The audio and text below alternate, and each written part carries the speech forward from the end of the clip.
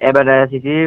কৃতকার্য পরীক্ষার্থী আছে না কয়জন যেগুন ফেল গেছে আর ক্লাসমেট এগুন আজকে ভর্তি হইতে গেছিল কজন সেগুন লগে এবারে আমি বাইরে আসছিলাম আমি এক বেশি ফেলেছি আমি আরো আগে ভর্তি হয়ে গেছি সেগুনে এবারে ভর্তি হইতে গেছে আর সেগুনে 3-4 জনের কাছে ভর্তি বিষয় বলে হাসপাতাল করে লিখবো নইলে ভর্তি করে তো না এবার এগুলো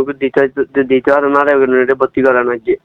এই প্রধান শিক্ষক গিয়ে ভারপ্রাপ্ত ইয়ানের যাদের নাম পোস্ট দিয়েছেন বিপ্লব চন্দ্র বিশ্বাস সামনে গাছ তৈরি পোস্ট দিয়েছেন যে শিক্ষক গিয়ে আর বা হাতে সব আওয়ামী লীগের দালাল বুদ্ধু চেয়ারম্যান লগে মানে কেন হাতের উপজেলা ফুলগাছি বাড়ি হাতের ওই